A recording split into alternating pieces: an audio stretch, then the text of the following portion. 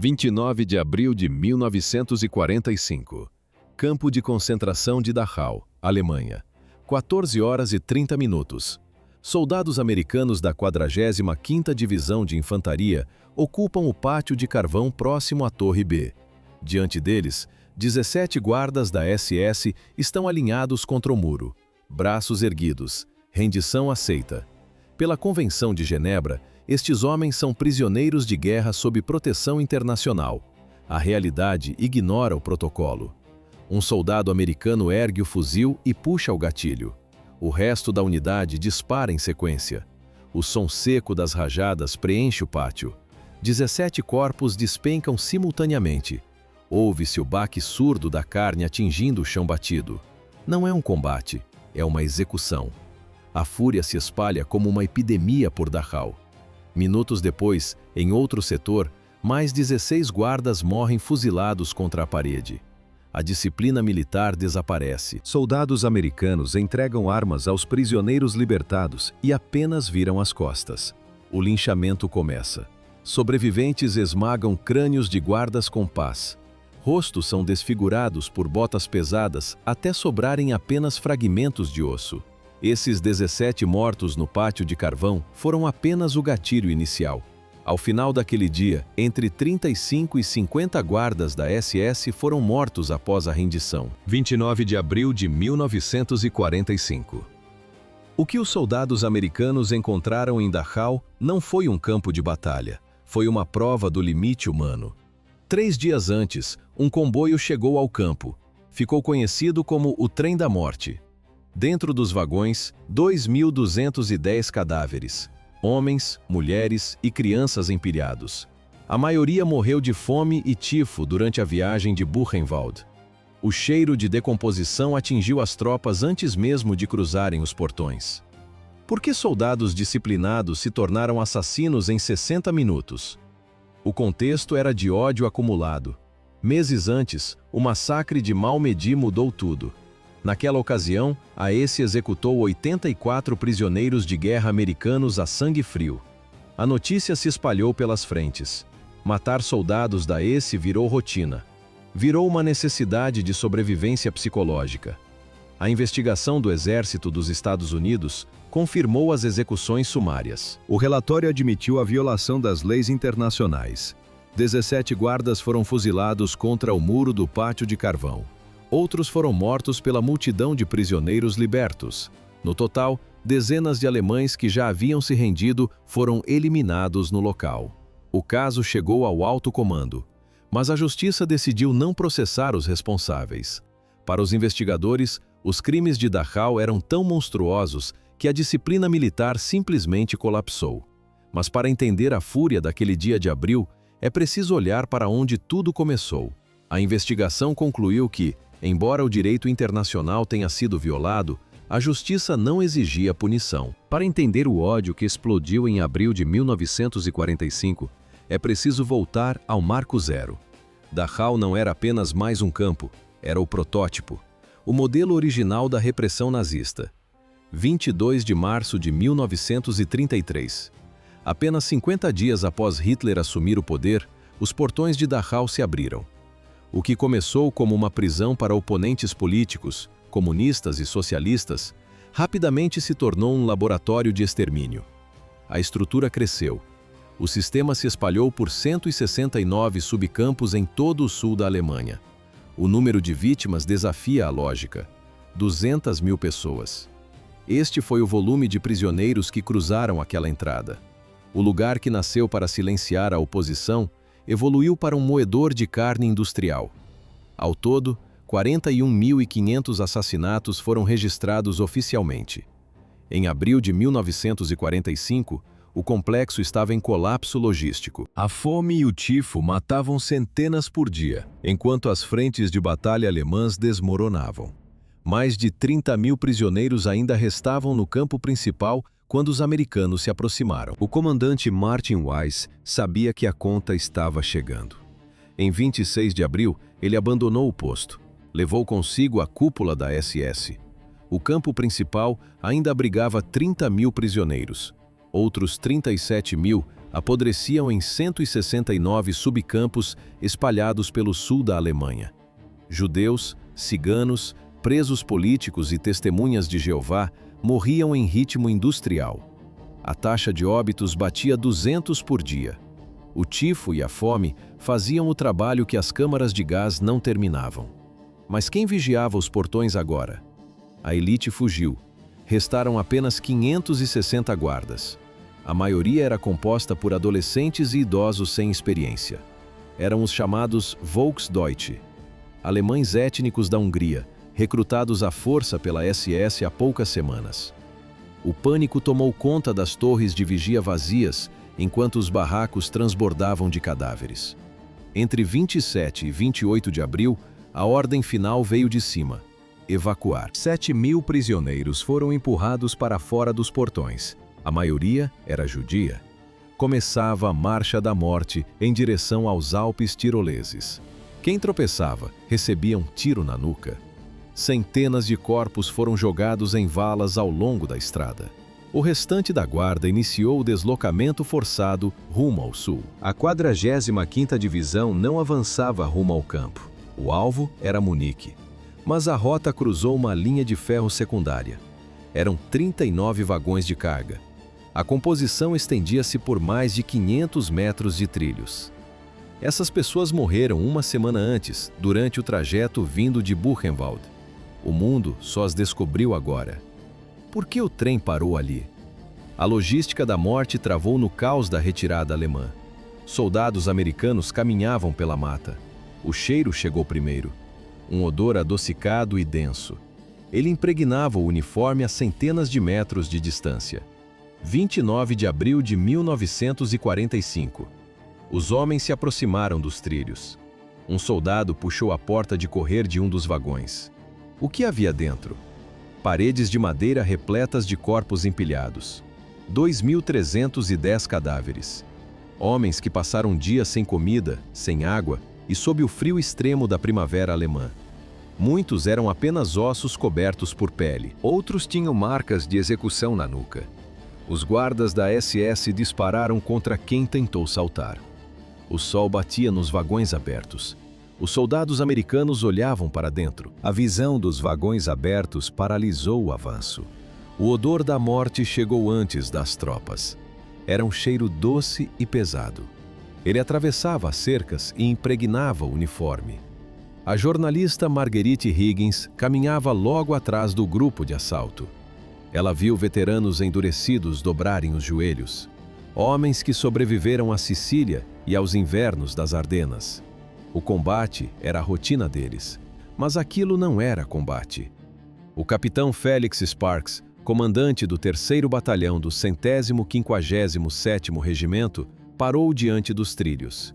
Ele servia na 45ª Divisão de Infantaria.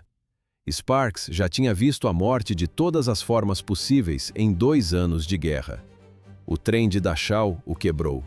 Olhar para dentro dos vagões exigia esforço. Pilhas de cadáveres esqueléticos bloqueavam a luz. Rostos congelados em agonia. A pele, fina como papel, revelava cada osso do tórax. Havia marcas de dentes na madeira das paredes. Os prisioneiros tentaram comer serragem para sobreviver. 20.000 sobreviventes esperavam dentro do campo principal. Homens e mulheres deitados lado a lado. Eles não tinham forças para olhar para os lados. Não sabiam se os guardas ainda estavam lá. Apenas esperavam o fim. Os soldados americanos desviaram o olhar dos vagões. Eles seguraram as armas com mais força. O choque deu lugar a algo mais sombrio. A tropa deixou os trilhos para trás e marchou em direção aos portões principais. Os portões principais estavam logo adiante. Neles, a inscrição em ferro: Arbeit macht frei. O trabalho liberta. Uma mentira cravada em metal que os homens da 42ª Divisão estavam prestes a derrubar. A rendição parecia técnica, organizada. Victor Maurer, do Comitê Internacional da Cruz Vermelha, tentava manter a ordem. Ele negociou com cerca de 100 guardas da SS. Quase todos empilharam as armas no chão. Quem controlava a situação? Naquele momento, ninguém. O caos era iminente. Maurer avisou aos oficiais americanos. Havia 42 mil prisioneiros lá dentro, famintos, metade deles em delírio, muitos infectados com tifo. O general Henning Linden aceitou a rendição formal, mas o protocolo morreu assim que os primeiros soldados pisaram no complexo. A massa humana avançou. Uma onda de corpos esqueléticos rompeu as cercas. Os prisioneiros agarraram os soldados. Ergueram americanos nos ombros. O barulho era ensurdecedor. Gritos de alegria se misturavam a urros de dor e ódio reprimido. Dentre os trapos, surgiram cores. Bandeiras da Polônia, da Rússia, da França e dos Estados Unidos. Os detentos costuraram esses panos em segredo, durante anos. Escondiam cada retalho sob o risco de morte imediata.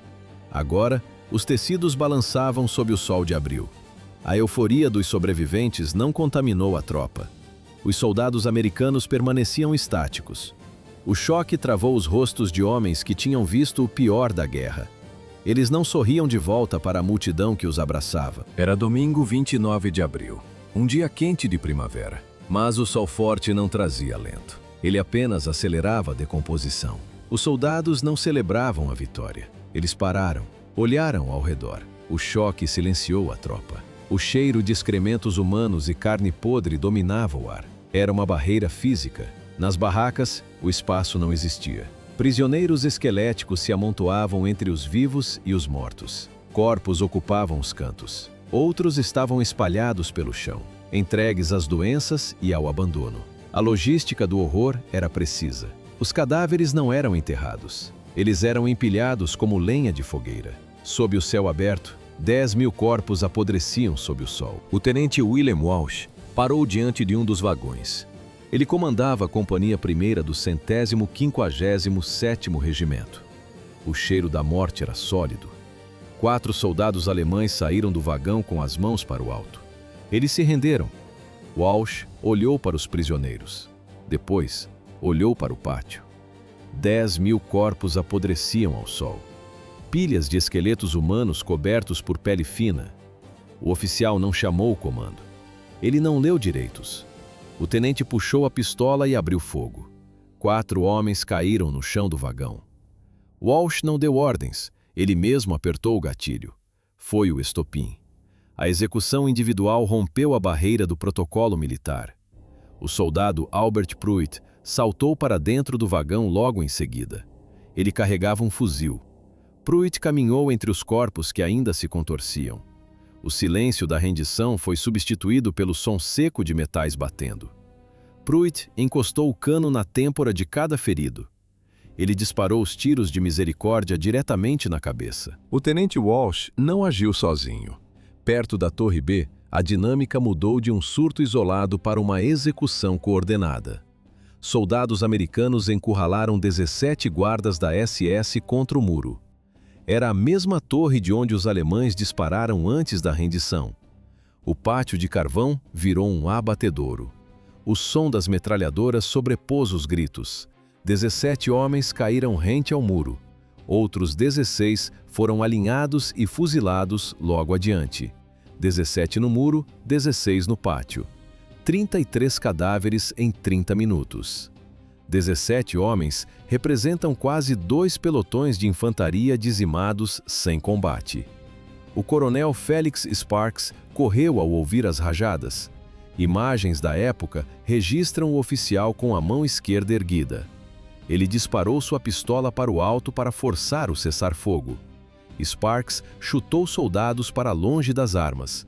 Ele gritou ordens, tentou estancar a hemorragia da disciplina militar. Os feridos alemães receberam socorro médico por sua ordem, mas o registro estava feito. Os soldados americanos executaram pelo menos 33 guardas da SS. Enquanto os soldados americanos recarregavam os fuzis, os prisioneiros assumiram a iniciativa. O controle desapareceu. O pátio de Dachau virou um território de linchamento. Um detento avançou. Ele segurou uma pá de metal com as 2 mãos. O golpe foi seco. O metal atingiu o crânio do guarda da SS. O crânio partiu. Soldados americanos apenas observavam a cena. Pela primeira vez, o medo trocou de lado. Lutadores da resistência e sobreviventes cruzaram o arame farpado. Alguns usavam armas entregues pelos próprios americanos. Outros usavam apenas as mãos e as botas. Valente Lawrence viu a massa humana cobrir os guardas. Não se via mais os homens, apenas o movimento frenético de quem pisoteava até a morte. A pá virou um instrumento de execução sumária. O sargento Darrell Martin, do 222º Regimento de Infantaria, registrou o cenário. Guardas eram fuzilados no local e jogados diretamente no fosso de água que cercava o campo. A água mudou de cor. 3 jovens judeus relataram a um capelão americano que encontraram um dos guardas mais sádicos escondido em um celeiro. Ele vestia roupas de camponês. O caos deu lugar à burocracia militar apenas 4 dias após a libertação. Em 3 de maio de 1945, o Exército dos Estados Unidos iniciou a contagem dos corpos. Testemunhas surgiram. Relatos de execuções sumárias chegaram ao alto comando. O coronel Joseph Whittaker recebeu a missão. Ele era o inspetor-geral assistente do 7º Exército. Sua tarefa era transformar o massacre em um processo judicial. Em 8 de junho de 1945, ele entregou o relatório Whittaker, um documento seco, direto, centenas de páginas de evidências contra os libertadores. Whittaker não aceitou boatos. Ele interrogou soldados, analisou fotografias de corpos perfilados contra muros, revisou cada prova balística. O relatório tornou-se o único registro completo do que aconteceu. Com o fim da guerra, as unidades se espalharam pelo mundo. O papel de Whittaker foi o que sobrou da verdade. Os dados eram brutais. Ao menos 21 homens da SS foram mortos após a rendição. Outros dezenas ficaram feridos. O tenente William Walsh disparou contra 4 alemães dentro de um vagão de trem. O soldado Albert Pruitt finalizou os sobreviventes com tiros de misericórdia. No pátio de carvão e na Torre B, a execução foi coletiva. A investigação subiu à cadeia de comando. Whittaker apontou nomes, responsabilidades. O documento formalizou o crime. Com base nas provas, o Exército preparou a corte marcial contra o tenente-coronel Felix Sparks. Investigadores buscavam motivo para a violência. Eles encontraram a resposta sobre os trilhos de metal da estação de Dachau. Abril de 1945. O sol batia nos vagões de carga estacionados na entrada do campo. Soldados da 45ª Divisão pararam diante da composição. O silêncio era absoluto. Um soldado se aproximou da porta entreaberta de um vagão. Ele viu mãos esqueléticas travadas em um último esforço. Olhou para o lado. Viu pilhas de corpos que transbordavam para o cascalho. Eram 2.310 cadáveres. Esse número representava a população inteira de uma pequena cidade americana da época. Todos mortos por fome ou asfixia dentro de caixas de madeira. O fedor atingiu a tropa antes mesmo de entrarem no complexo principal. Era um cheiro doce e pesado de decomposição humana. 30.000 prisioneiros sobreviventes pareciam espectros cobertos de pele e trapos. Outros 10.000 corpos apodreciam ao ar livre. Então veio o choque. Os guardas da SS esperavam os americanos.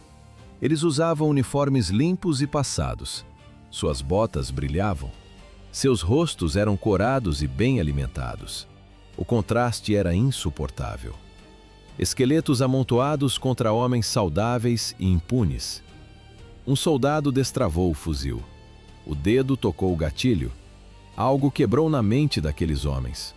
Felix Sparks tentou descrever o momento anos depois. Ele falou sobre o cheiro. Falou sobre o que os olhos testemunharam. Sparks disse que entender o ódio não significa justificar o ato. O fuzilamento em massa violou diretamente a Convenção de Genebra. Prisioneiros que se rendem não podem ser executados sumariamente. Mas o trem da morte foi apenas a gota d'água para a 45ª Divisão de Infantaria. O massacre em Dachau não surgiu do nada. Ele foi o resultado de 500 dias ininterruptos de combate. Por que ninguém os impediu antes? A resposta está no número 500. Sicília, Salerno, Anzio, sul da França. A divisão atravessou o inferno europeu de botas e fuzil na mão. 500 dias sem sair da linha de frente. O metal cansa, a carne apodrece, a mente quebra. A unidade acumulou 75% de baixas. Isso significa que 3 em cada 4 soldados que desembarcaram na Itália já estavam mortos ou feridos. A composição da divisão mudou quase inteiramente. Rostos novos substituíam cadáveres semanalmente. Os sobreviventes eram veteranos endurecidos, anestesiados pela violência e movidos por um único instinto: vingança. O fuzilamento de prisioneiros da SS já era rotina em várias unidades americanas. A ética da Convenção de Genebra desapareceu nas trincheiras cobertas de neve. O gatilho apertava sozinho ao ver a runa na gola do uniforme inimigo. O ponto de ruptura sistemática ocorreu 4 meses antes, nas florestas das Ardenas. Malmedy, 17 de dezembro de 1944. Janeiro de 1945. 3 meses antes de Dachau. A regra de engajamento mudou no silêncio das trincheiras. O massacre de Malmedy virou combustível. A notícia correu rápido. Estava no Stars and Stripes. Estava na revista Life. Sobreviventes falavam. Soldados americanos ouviam. O luto virou ódio puro. Em algumas unidades, a ordem não escrita era curta. Não capturem a esse. Matem todos. O 328 Regimento de Infantaria foi além. Formalizou o massacre. A instrução era clara. Soldados da SS ou paraquedistas alemães não seriam prisioneiros. Eles deveriam ser executados no ato.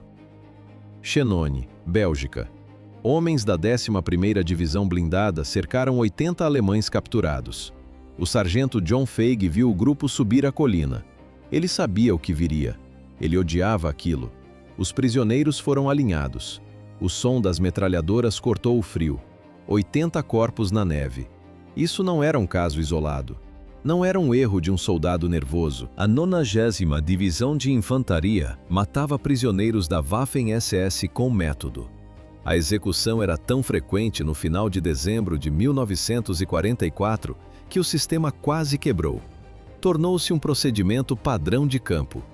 O quartel-general notou o padrão de sangue. O comando emitiu uma ordem expressa para cessar as execuções. 17 de dezembro de 1944. Ardenas, Bélgica. A fúria americana em Dachau e as ordens brutais em Chenogny tiveram um ponto de origem exato. Um campo congelado perto de Malmedy. O massacre começou com um encontro casual.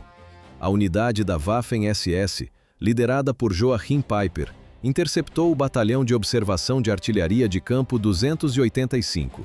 Eram 113 americanos. Tropas de retaguarda, observadores, não combatentes de infantaria. Após um breve tiroteio, veio a rendição. Os americanos ergueram as mãos sobre os capacetes. Soldados alemães recolheram os fuzis. Os prisioneiros foram agrupados em um campo aberto. Eles conversavam. Alguns fumavam. O clima era de alívio por estarem vivos. Eles acreditavam que o pior já tinha passado. Por volta das 4 da tarde, o major Werner Potke aproximou-se de um sargento. A ordem foi curta e direta. Você sabe o que fazer com os prisioneiros. As metralhadoras abriram fogo. O som do metal cortando o ar substituiu as conversas. Homens caíram sobre o gelo. Os alemães caminharam entre os corpos. Quem ainda respirava recebia um tiro na cabeça, a queima-roupa, sem hesitação. 84 americanos mortos no local. A notícia da carnificina se espalhou como fogo entre as tropas aliadas. 84 cadáveres que mudaram as regras da guerra. O massacre aconteceu. O motivo era claro. Mas o general George Patton decidiu encerrar o assunto. No final de 1945, Patton assumiu o cargo de governador militar da Baviera. Os relatórios sobre as execuções em Dachau estavam sobre sua mesa. Ele analisou o caso. Sua resposta foi curta. Patton descartou todas as acusações. Sem conselhos de guerra, sem processos, sem punição. Seria isso justiça? Patton decidiu que a retidão era mais importante que a letra da lei. O coronel Charles Decker, juiz assistente, fundamentou a decisão. O argumento era técnico. Decker admitiu que os guardas da SS foram fuzilados sem julgamento. Houve violação da lei internacional. Mas ele apontou para o que os soldados encontraram ao abrir os portões.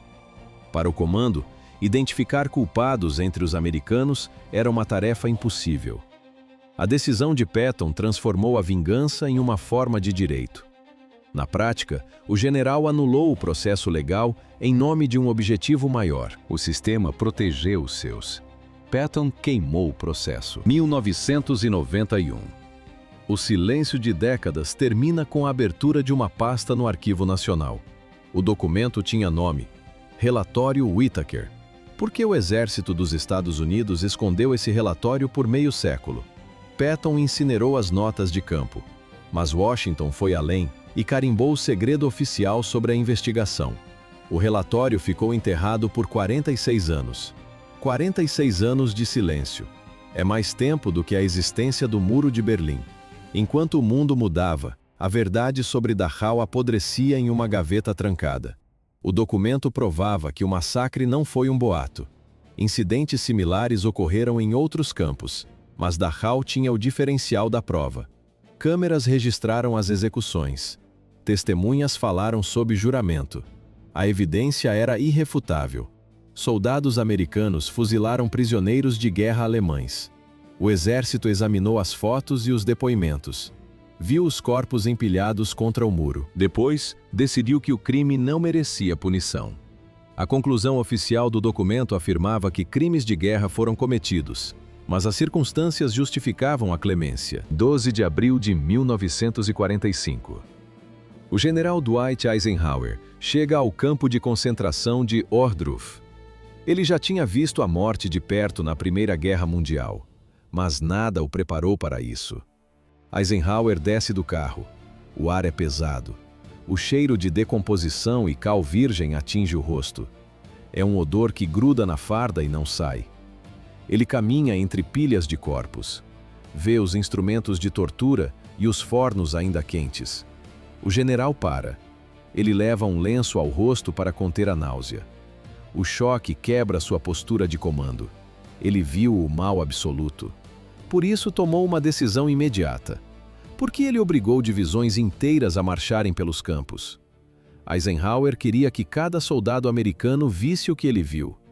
Ele ordenou que o maior número possível de homens testemunhasse o horror. Se eles não vissem, não acreditariam. Se não acreditassem, não lutariam com a mesma fúria. O comando sabia do risco psicológico. Eisenhower entendia que ao encarar o que a SS fez, alguns soldados perderiam o controle. A vingança se tornava inevitável. Os homens que apertaram o gatilho em Dachau não eram monstros. Eram soldados levados ao limite por um mal que a mente humana não consegue processar. Eles reagiram com execução. Diante disso, a cúpula militar tomou sua posição final. O exército dos Estados Unidos decidiu não punir ninguém pelo massacre. Eisenhower entendia a fúria dos homens. Mas, para os advogados em Washington, a questão era outra: a violação direta do Estatuto Militar. O impasse jurídico travou o comando. De um lado, o trauma humano. Do outro, a lei seca. Os soldados americanos atravessaram anos de combate até chegarem aos portões de Dachau. Lá, o horror ganhou números. 2.100 cadáveres empilhados em vagões de carga. 10.000 corpos apodrecendo ao ar livre, sob o sol de abril. O cheiro era insuportável. A mente humana quebra diante disso. Punir os executores parecia uma crueldade adicional. Mas ignorar o fuzilamento criava um precedente perigoso. A Convenção de Genebra de 1929 era clara. Ela proibia o assassinato de prisioneiros. O texto não abria exceções para a vingança ou choque emocional. Se soldados americanos matam sem julgamento, a linha entre libertador e carrasco desaparece. O sistema legal inteiro corria o risco de colapsar. A cúpula militar encarava o abismo. O direito exigia punição. A realidade no campo exigia silêncio. Era uma escolha sem saída fácil. Para os juristas em Washington, era um crime de guerra. Para os soldados diante das metralhadoras, era o único fim possível. Como chamar o fuzilamento de homens desarmados que acabaram de assassinar milhares? O regulamento de campo dos Estados Unidos era claro. Executar prisioneiros rendidos significava a pena de morte para o executor. Mas a realidade de Dachau ignorou o papel. Existem 3 definições para o mesmo evento. Para as leis internacionais, foi assassinato. Os guardas da SS haviam baixado as armas. Eles tinham direito à proteção. Para os soldados americanos, foi vingança. Um surto emocional diante de pilhas de cadáveres. Para os prisioneiros libertados, foi justiça. Os carrascos finalmente pagaram o preço.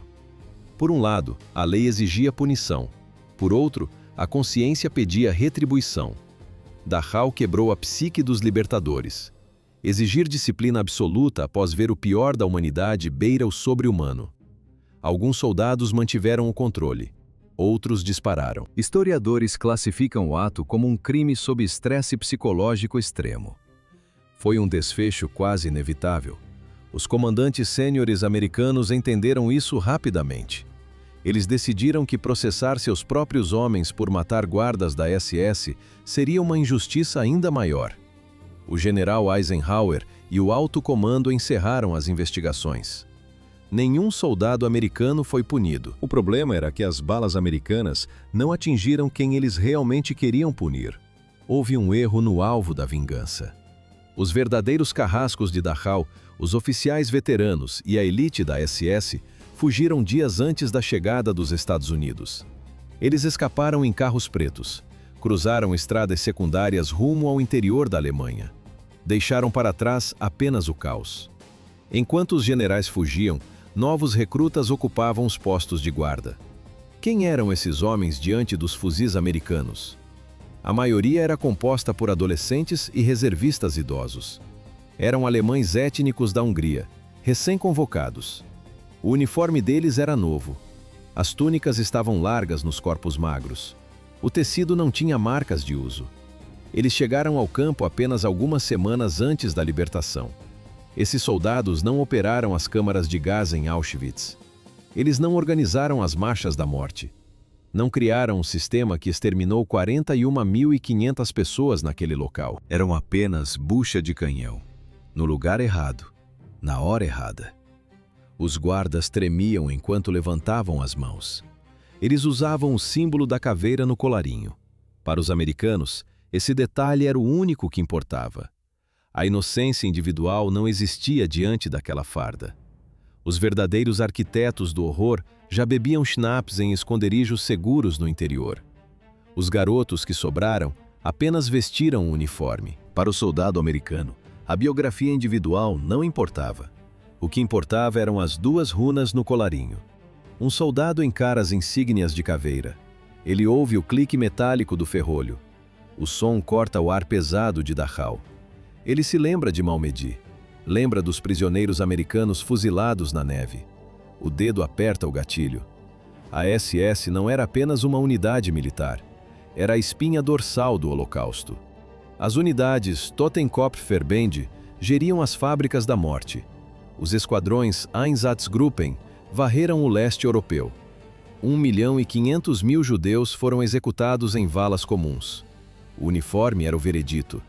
Vestir aquela túnica significava representar o sistema da solução final. A Waffen-SS lutava no fronte, mas deixava um rastro de atrocidades por onde passava. Massacre de civis, execução de prisioneiros de guerra. A lógica no pátio de Dachau era brutal e simples. A SS nunca teve piedade. Por que deveriam receber alguma agora? Os americanos sabiam quem estava diante deles. Jovens recrutas e reservistas húngaros tremiam sob o tecido cinza. Eles haviam acabado de vestir a farda, mas para os fuzis americanos, eles eram os arquitetos do horror. Os homens na parede finalmente entenderam o peso do que carregavam no corpo. Muitos críticos apontam aqui uma evidência de 2 pesos e 2 medidas. Dizem que os crimes de guerra americanos foram perdoados, enquanto os alemães pagavam por cada atrocidade. É uma crítica válida, mas a matemática da guerra revela outra face dessa história. O fuzilamento de prisioneiros americanos faz deles o mesmo que os nazistas? No pátio de Dachau, soldados dos Estados Unidos mataram entre 35 e 50 guardas da SS. Foi um surto de fúria, um colapso momentâneo da disciplina militar diante do horror. Do outro lado, a mecânica era diferente. Apenas em Dachau, a SS exterminou 41.500 pessoas. No total do Holocausto, foram 6 milhões de judeus. O evento no pátio foi um incidente isolado. O campo era uma indústria de morte. 50 guardas mortos representam 0,0008% das vítimas do Holocausto. 29 de abril de 1945. A história parou de debater e agiu. No papel, o massacre de Dachau foi um crime de guerra. 50 guardas rendidos, rajadas de metralhadora, sangue sobre o uniforme da SS. No fim, ninguém foi punido. 41.500 mortos. Esse era o número oficial de vítimas dentro do campo de Dachau até aquele dia. O exército americano não aprovou a execução, mas o sistema travou. Como julgar homens que acabaram de atravessar o inferno? Os canos dos rifles ainda fumegavam, enquanto os libertadores olhavam para as pilhas de corpos nas valas comuns. O relatório final da investigação encerrou o caso. Os oficiais escreveram que punir aqueles soldados seria ir contra a justiça e a equidade. Foi uma decisão consciente. O sistema ignorou o tribunal para não condenar o trauma. Sob circunstâncias extremas, homens bons matam. E às vezes, o sistema simplesmente perdoa.